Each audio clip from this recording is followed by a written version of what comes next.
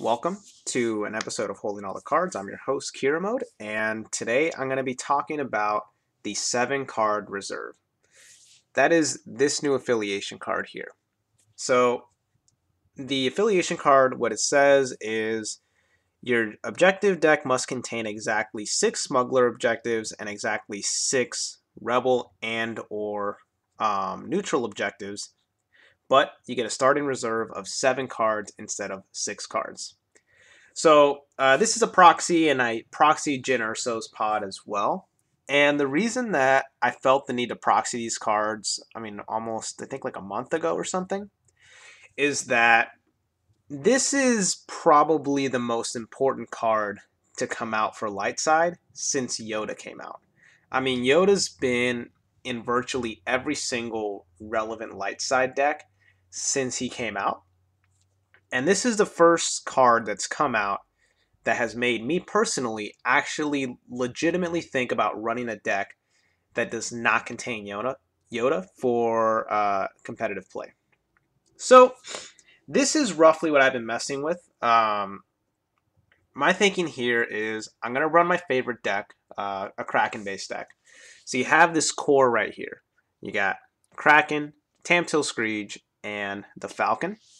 That's your core 6. Then from there, I have my more or less mainstay pods. So these pods here, this is actually my first version. My first version was just run these 6, and go from there. And I started tweaking from there a little bit. I've experimented with, I think Sabine and Bail Organa have shown up in more variations than any of these other versions. I've tried splashing in some Willard just for his his fate card and also his board wipe.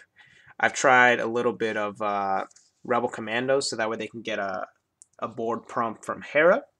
I've dabbled in calling in favor since you're going to hit the objective less often, and I've also ran a Turning the Tide Bucket of Bolts combo. And I'll go into why I went to these pods, but I'll start with this stuff first and what my thinking was with this. And this is if you haven't seen my my Kraken video first, like the tricolor Kraken deck, I recommend you look at that video first to get reference for what this deck is, because my thinking was I'm gonna run what I consider to be the best deck that I can think of that runs Rebel and Smuggler, but I also want to just run a deck that I'm really comfortable with, so I can get some reps in and then really get a feel for what does this 7-card reserve do. So you start with the basic core here. My thinking was I want to get resources, right? Because with a with the 7-card reserve, you're going to hit your resource drops more often.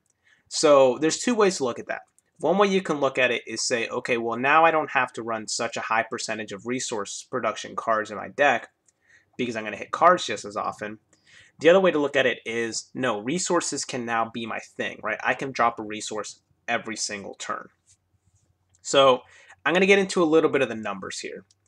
When you have a 7-card reserve and a 12-pot objective deck, certain percentages get changed when you play this affiliation. So the first is you have your percentages on your objective flop and you have your percentages on card draw.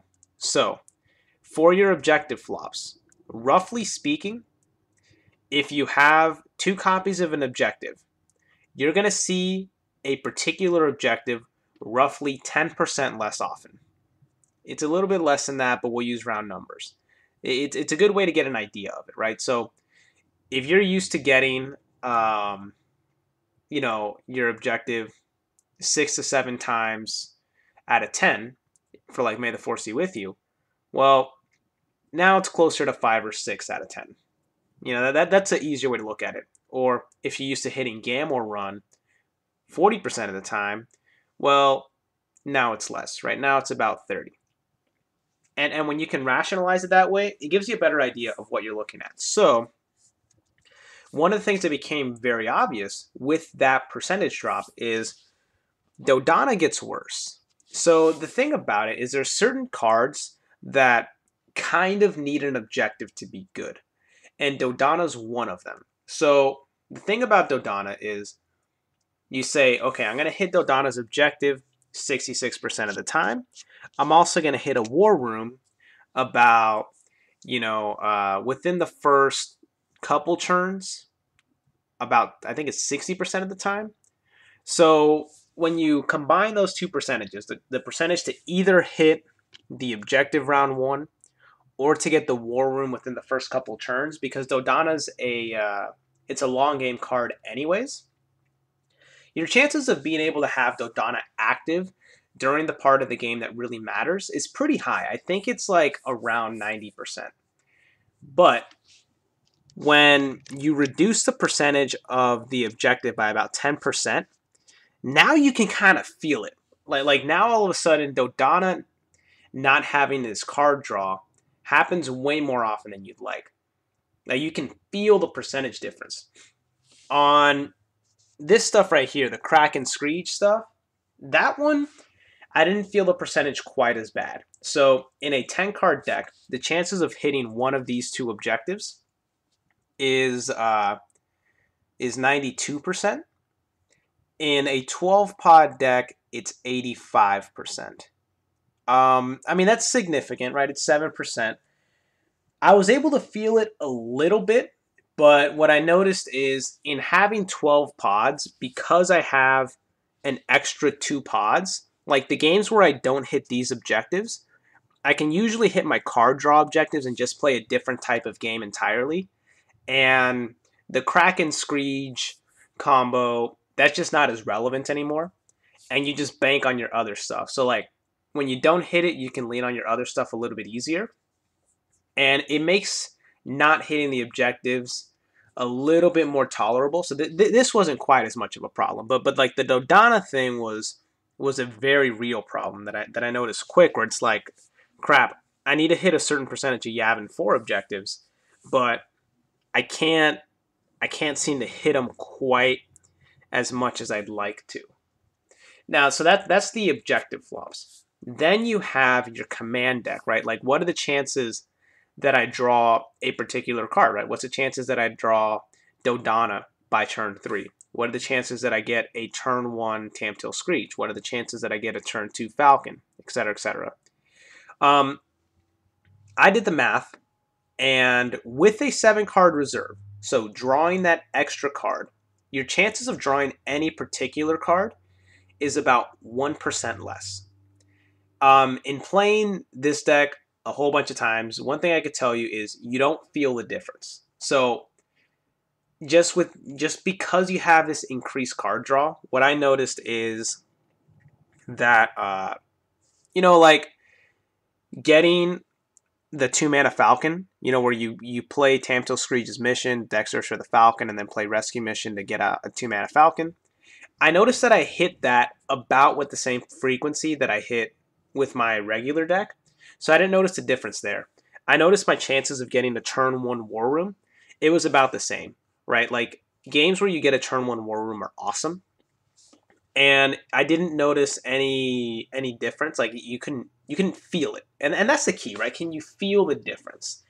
And one thing I can say is when you have a 7-card reserve, that 1% difference, I think, just being a human being, you can't really notice the difference, which is good, right? So your command deck is pretty consistent. Your objective deck, much more questionable.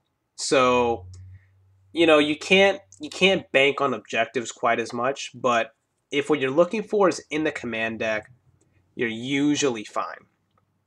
So now I'm going to get into a little bit more about why I chose some of these, and each one of these attempted to fix certain flaws that these have, namely, there's no Yoda. So one of the things that I noticed is that the 7-card reserve is incredibly powerful with Twist of Fate. Like, Twist of Fate becomes insane with an extra card. We kind of already knew this because of Council of the Sith, but we never saw anything like that on light side, not really.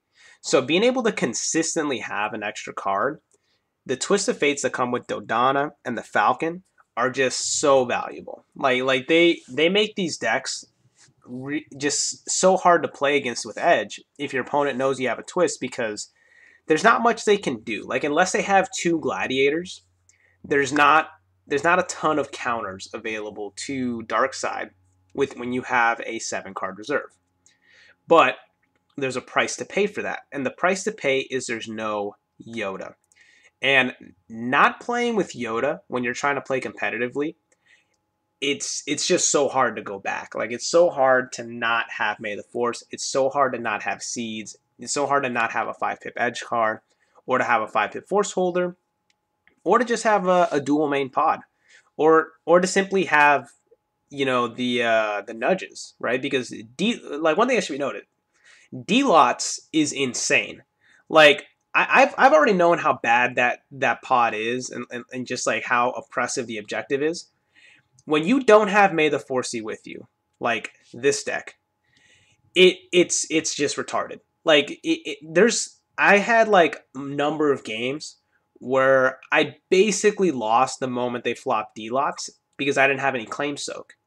Because it's harder, because that's the other thing too. When you have Yoda, because you can play Yoda, you seek Yoda, it's really easy to go Yoda plus a 2-for-1 resource plus a scrub. Well, you can't do that. So in this situation, you run into situations where, like, you have Jyn Erso's resource, or you have Dodonna's resource, and that's great. And you have Hera.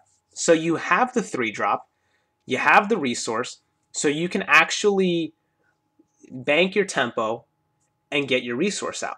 The problem is they have D-Lots. So that means you're just going to be losing a guy every single turn until you're able to build up your base. And eventually, you'll play your resources, you'll be able to start playing 2 guys a turn, you'll eventually get out of it. The problem is, by the time that happens, the dial's at 7. And once that happens, unless you're able to pull off like a really big Kraken combo, you just lose. And that's a problem. So one of my early things I wanted to do is I wanted to get ways to get just tiny, or to not lose to D-Lots, right? To just not immediately lose the game on the flop. So a couple things that I did. I started looking towards double resource objectives. And my thinking here was, I have enough 3-drops, but I also have objectives, or resources that cost a tempo. Like Kraken's resource costs a tempo, Dodonna's cost a tempo, Jyn Erso's cost a tempo, and even Falcon's, if you really want to take full advantage of it, it costs you a tempo too. So my thinking was, okay, you have 1-drops with Feigning Captivity. Like, Screech gives you the 1-drops. So if you just have a double resource objective to start the game, now you can go a 2-for-1 resource, a 3-drop, and a 1-drop. So I started putting in Alderaan's Promise. Alderaan's Promise got me up to 3 double resource objectives, so I'm 75% chance to be able to hit a double resource objective turn 1. And Alderaan's Promise comes with the Alderaanian Artist, which functions as a better version of the Nudge. Unfortunately, you only get 1 of it in the deck as opposed to 2, but hey, like, you do the best with what you got. So it provided a little bit of extra outs. Alderaan's Promise also gave you a really good main in Tantive 4. And Bail Organa, he's whatever, but at least he's an edge card. So that kind of worked okay for a little while, but it could definitely get better than that. It ran into other problems too, where like sometimes you just get blown out of the water by the Death Star. Now, admittedly, the Death Star should get nerfed by Gen Con, which is like, this is a deck that I've been thinking about for Gen Con. So I didn't want to test too much against the Death Star, but I did notice like a game where like I play a 3-drop and a resource, and they play Tarkin plus a gunship, and then my turn 2's like another 3-drop and a Chud, and then they play like 2 more capital ships and something else. I just lose. You know, like, you just get out-tempoed so fast that you kind of have no hope against that deck.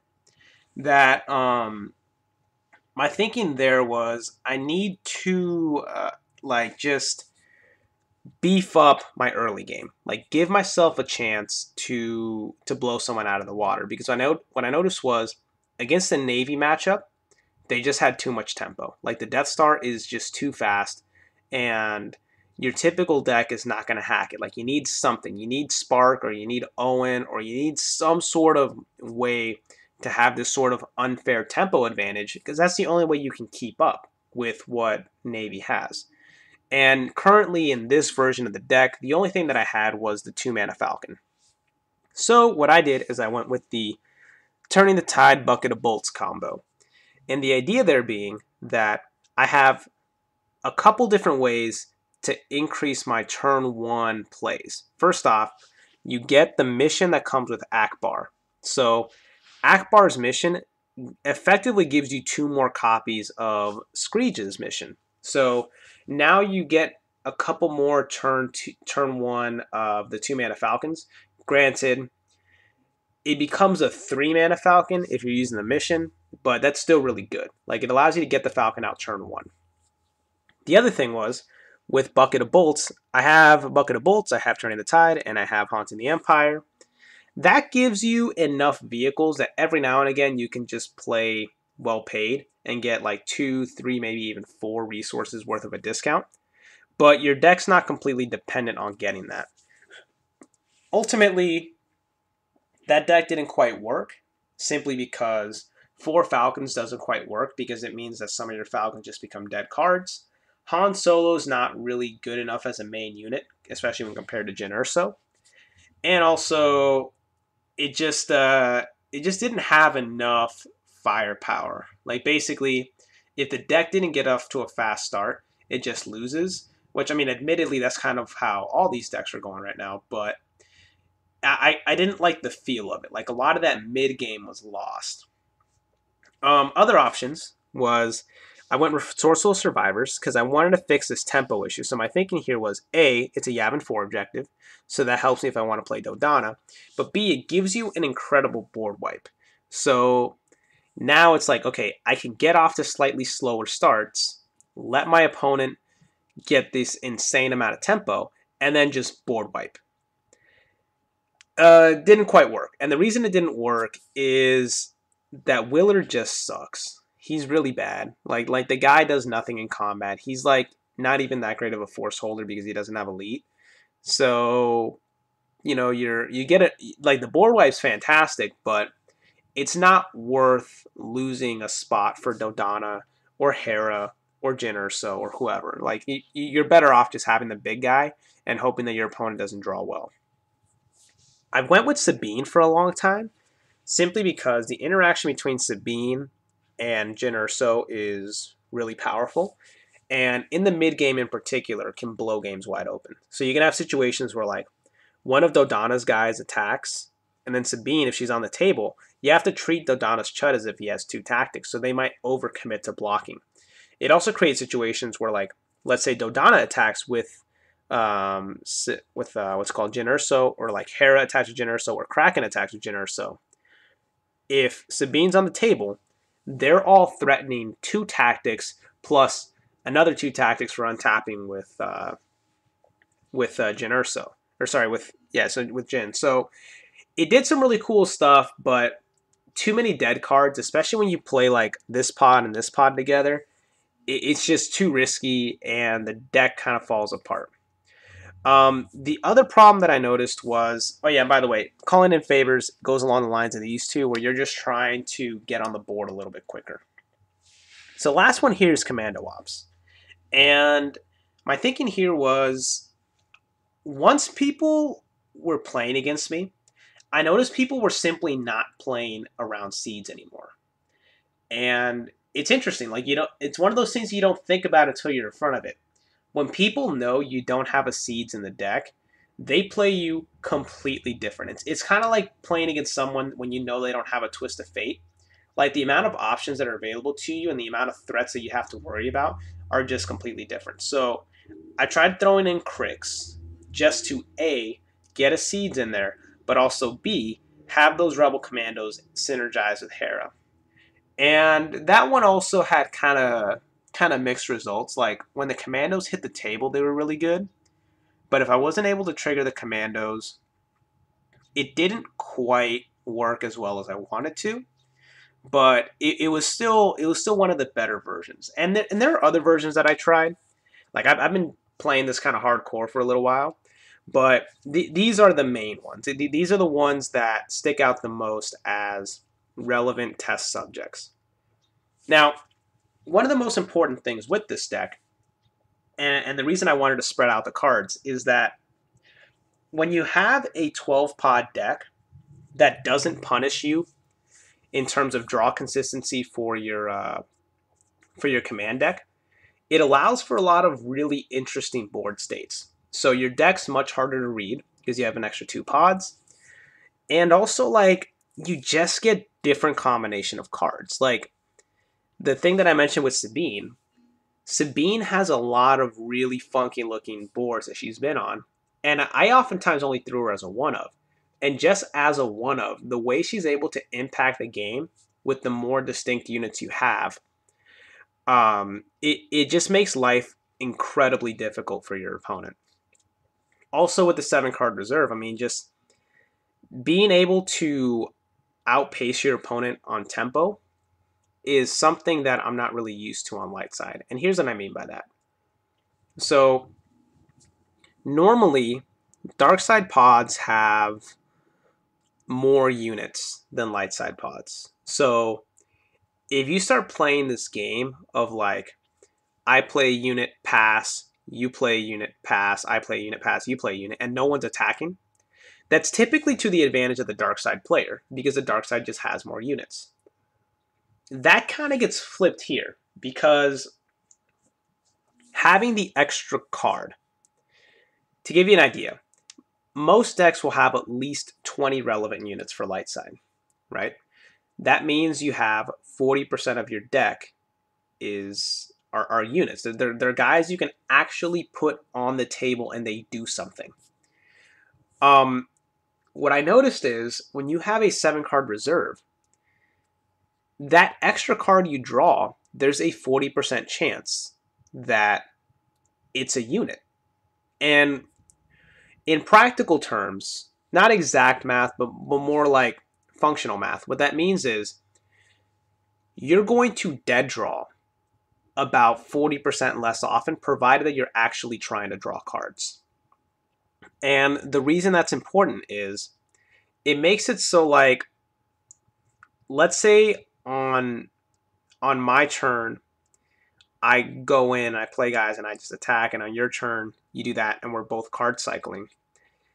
The fact that I'm drawing 1 extra card means I'm not going to dead draw. But then also, like, having this extra card, what it means is that I can more aggressively deploy on my board. So you sometimes have this problem on light side where you don't want to play 4 cards in a turn, because if you play 4 cards in a turn for your deployment, like you play 2 scrubs, a resource, and a main, you now don't have an edge hand. Like, the difference between having 2 cards and 3 cards behind is massive. And it makes it so, like, you can deploy 4 guys on or 4 cards on the table and then just sit back, and your opponent won't want to attack into you because you have 3 cards. So now you can discard a card and then draw up 5 more cards and do that again. Contrast that with your opponent. If your opponent's playing dark side and they play 4 cards on the table, they now only have 2 cards for edge for defense. You can't do that as a dark side player. That's suicide. Because now as a light side player, I can just go in and attack. So as a dark side player, you typically have to manage your cards a lot more. So a dark side player will typically only play 2, maybe 3 cards for their deployment. So if you're able to play 3 or 4 every turn, you're going to get more guys on the table and you're going to draw more cards than they are. So not only are you getting more crap on your board, you're also less likely to dead draw. So your opponent's getting less stuff out and your opponent's more likely to dead draw. It makes it so you can play these like more of an attrition battle with your opponent just because you have a 7 card reserve. Of course, it's harder to play an attrition battle when you don't have Yoda. So that kind of became an issue too. But what I noticed is in the games where I was able to get like Ghost, Dodonna, Jyn Erso, or Screech, where if I were able to get like 2 or 3 of those guys on the table plus like a 2-pipper or something, and I could contest the force with the dark side player. Now if we start playing this attrition game, and we start doing the I play one, you play one, you play one, I can win those attrition battles. Whereas even with Yoda, it's kind of hard to do that on a regular deck just because you'll run out of units, right? Like at some point, you're going to, like you play 2 guys, your opponent plays 2 guys. Because you have a less percentage of units in your deck, you're going to run out of cards before the dark side player runs out, or sorry, run out of units. And you're going to have a handful of nothing but fake cards and events. And you're like, okay, I guess I have to attack this turn. With this setup, you can be a little bit more aggressive. You can play more of your chuds. You can spam out your resources. You don't have to hold cards back, and that is something that's really just kind of beautiful with the 7-card reserve. That honestly has been the best part of the deck.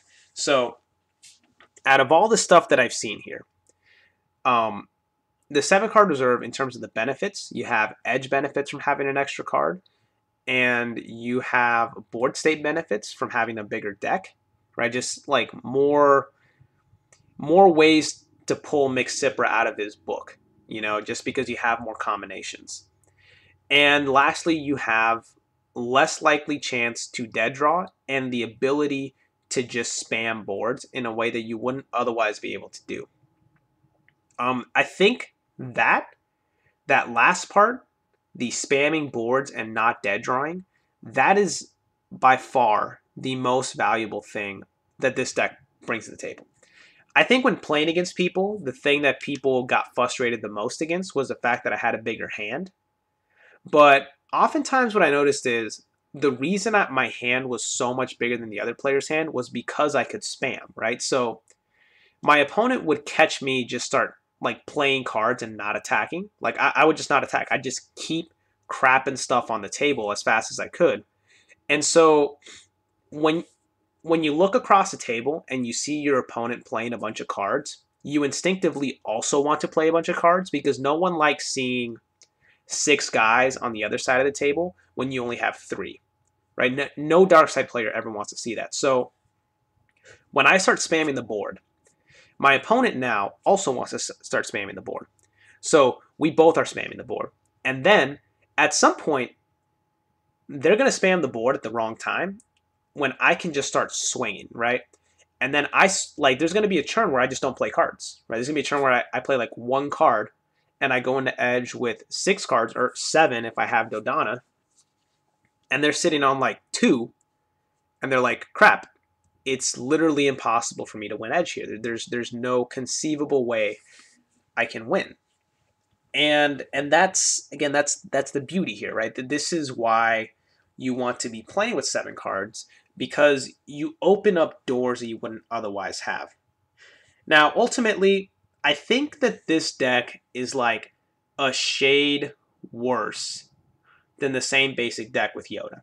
Like, Yoda's still better, and the reason is that Yoda buys you turns in a way that this deck simply can't. Like, you don't have nudges in this deck, and the nudge is valuable for 2 reasons. The first reason is it lowers the dial, right? It physically lowers the dial, and your opponent will have to put in work to get rid of it, so they typically don't get rid of it.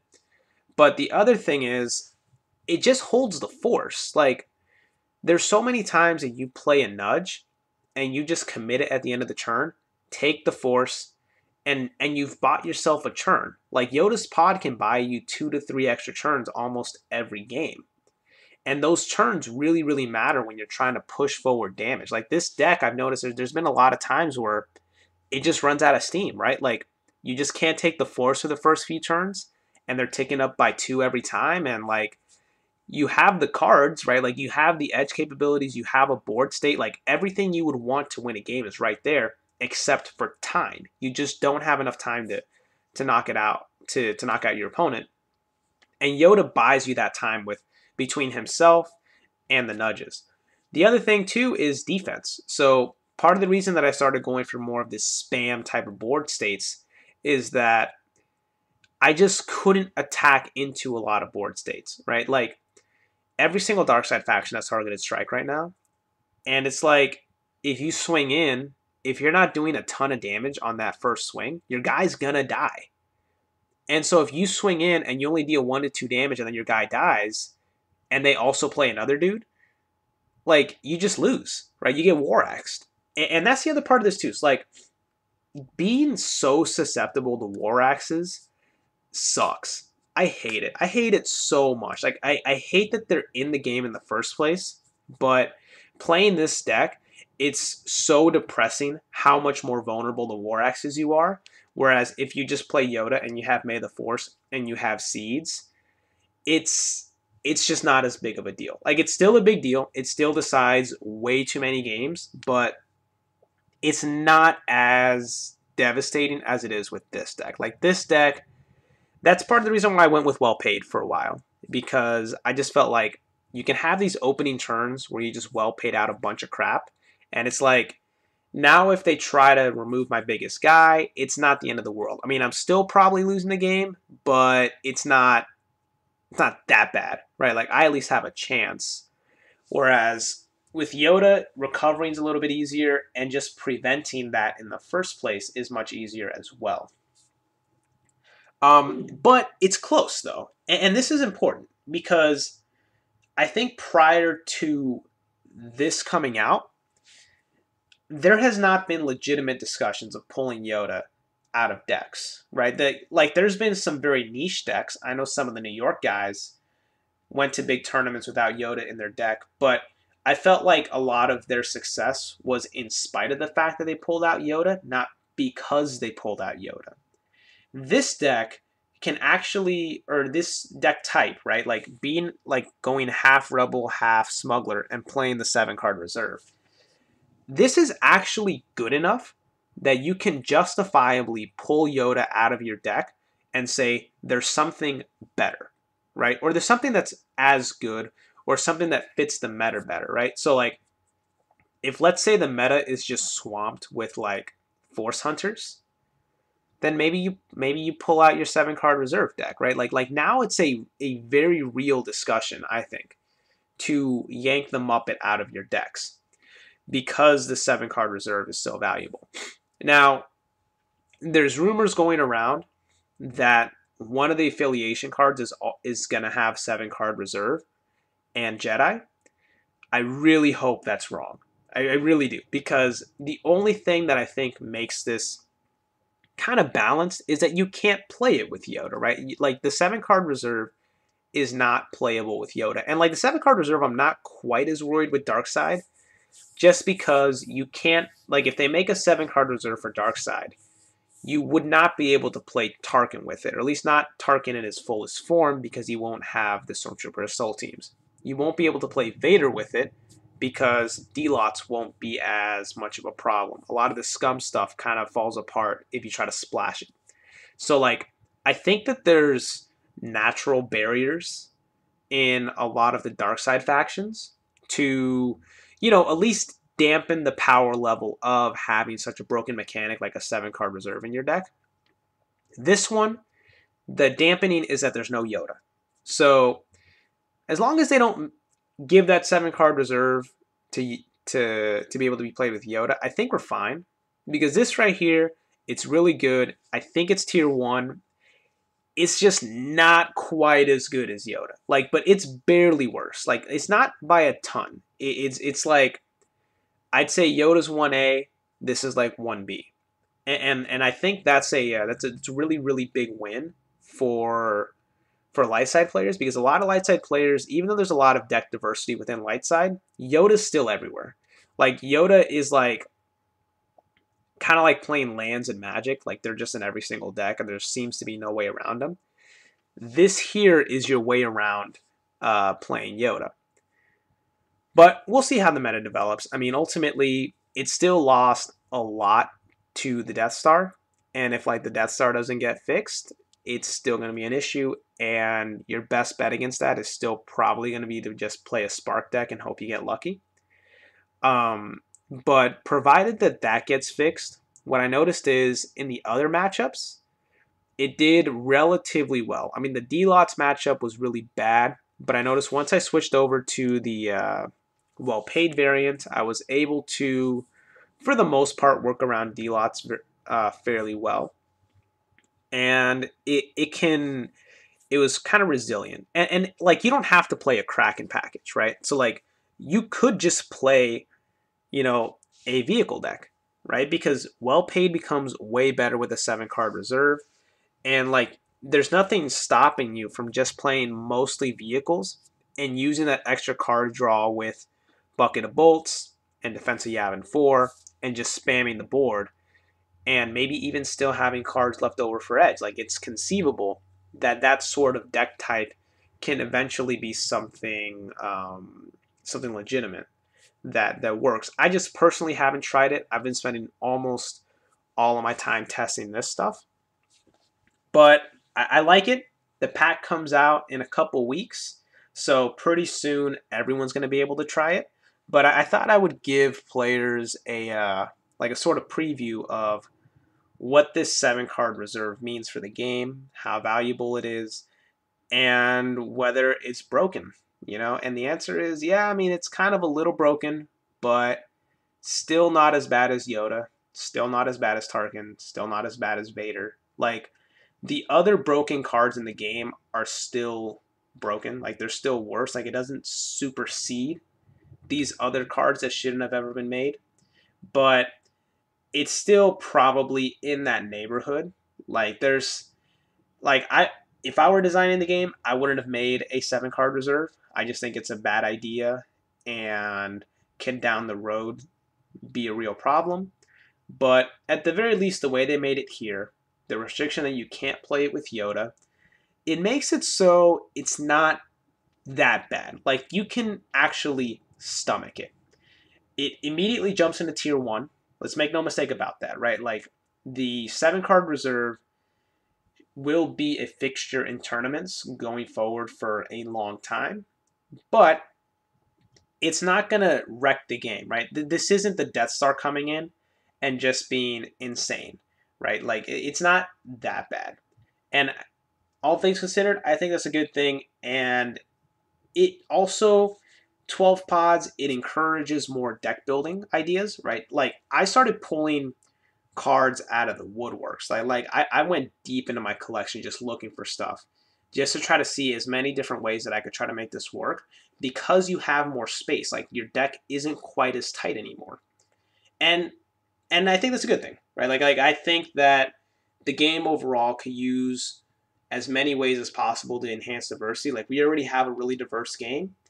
There's nothing to say you can't make it more diverse. Like, you can always continue trying to push mechanics, and I think it was, on the surface, a good idea to try something like this, to try making new affiliations, and hopefully they make more affiliations with hopefully less powerful effects, but more